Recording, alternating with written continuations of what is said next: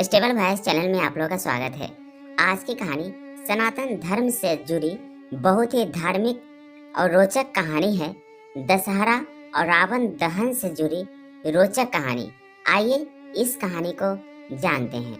क्या आपने कभी सोचा है कि जिस रावण को हम हर साल दशहरे पर जलाते हैं वो सचमुच बाहर का राक्षस है या हमारे अंदर छिपा हुआ कोई दोस्त? रावण के 10 सिर क्यों थे?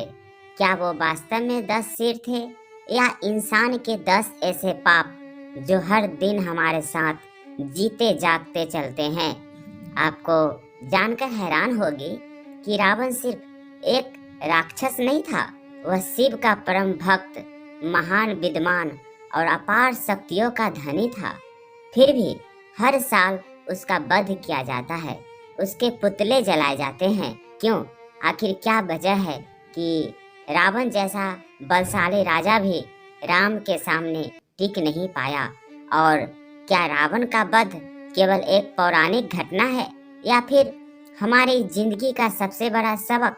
आज की इस कहानी में हम खोलेंगे दशहरे और रावण का वध का वह रहस्य जो शायद आपने पहले कभी इस तरह नहीं सुना होगा। हर साल जब आसमान में आतिशबाजी चमकती है, मैदानों में बड़े बड़े पुतले जलाए जाते हैं, बच्चे तालियां बजाते हैं और बुजुर्ग आशीर्वाद देते हैं, तो हम सबके दिल से एक ही आवाज निकलती है, सत्य की हमेशा विजय होती है। पर क्या आपने कभी सोचा है कि दशहरे पर हर साल रावण का वध क्यों किया जाता है? क्यों हम बार बार उस राक्षस का पुतला जलाते हैं? क्या यह सिर्फ एक उत्सव है या इसके पीछे कोई गहरी शिक्षा छिपी है? आज की इस कहानी में हम जानेंगे रामायण से लेकर आज तक दशहरे और रावण का वध महत्व। रामायण की पृष्ठभूमि बहुत समय पहले अयोध्या नगरी में राजा दशरथ के घर 4 पुत्रों का जन्म हुआ। राम, लक्ष्मण, भरत और शत्रुघ्न। चारों भाइयों में सबसे बड़े राम थे, जिन्हें मर्यादा पुरुषोत्तम कहा जाता है। राम का जीवन ही सत्य, धर्म और मर्यादा का मार्ग दिखाने वाला है। लेकिन इसी जीवन में एक ऐसा अध्याय आया जिसने रावण जैसे शक्तिशाली राक्षस का अंत करवा दिया और युगों युगों तक लोगों को प्रेरणा दी। रावण का चरित्र और अहंकार। लंका का राजा रावण साधारण मनुष्य नहीं था, वह ब्राह्मण का परपोता और विष्णु के द्वारपाल जय विजय का अवतार था। उसके पास अपार बल था, वह शिव जी का परम भक्त था, संगीत, वेद और शास्त्रों का महान ज्ञाता भी था। लेकिन उसके भीतर एक ऐसा दोष था जिसने उसकी सारी महानता मिटा दी, अहंकार।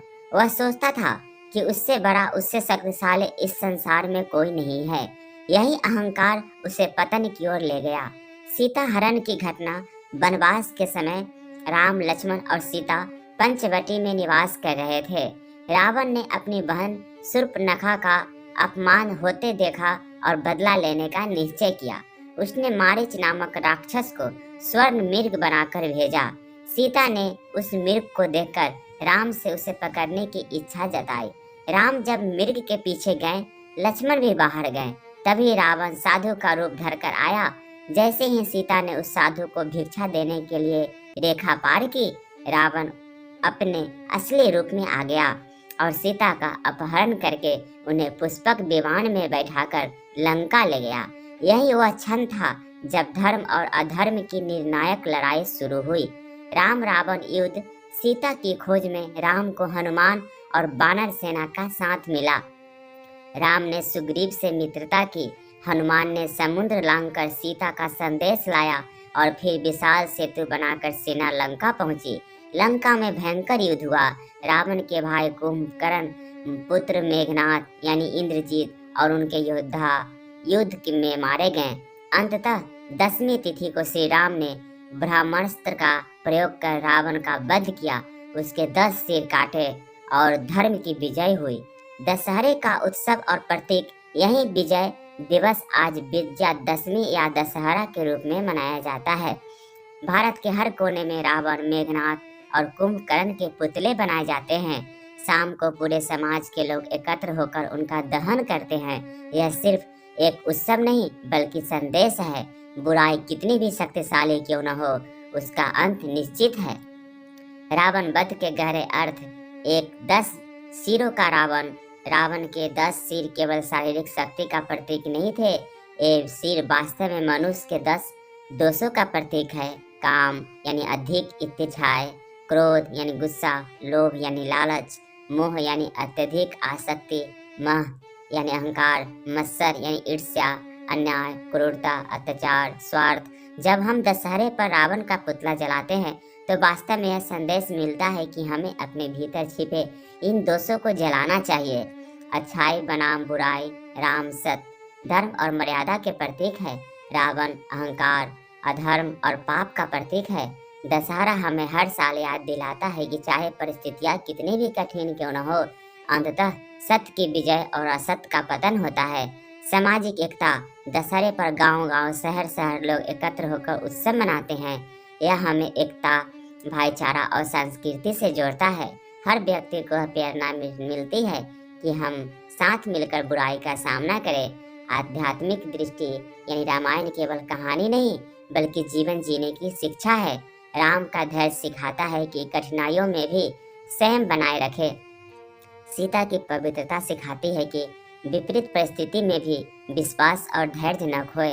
हनुमान का पराक्रम बताता है कि भक्ति और साहस से असंभव भी संभव है।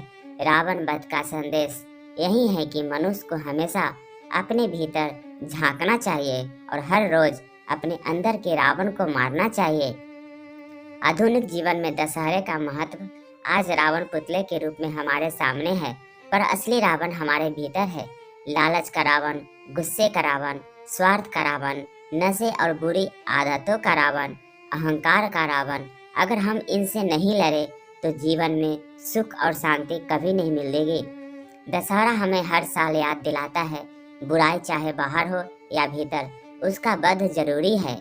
आज जब हम दशहरे पर रावण का पुतला जलाएं तो सिर्फ यह न सोचे कि यह एक परंपरा है, बल्कि यह याद रखें कि यह हमारे भीतर की बुराइयों का दहन है। राम ने रावण को हराया था, पर असली जीत तभी होगी जब हम अपने भीतर के रावण को हराएंगे। यही दशहरे का असली संदेश है। सत्य की हमेशा जीत होती है और असत्य का अंत निश्चित है। जय श्री राम। कमेंट में जरूर लिखें कैसी लगी यह परंपरा धार्मिक कहानी, कमेंट करके जरूर बताएं। और आप ये चैनल पे नए हैं तो कृपया इसे लाइक, शेयर और सब्सक्राइब कर लीजिए। Thank you.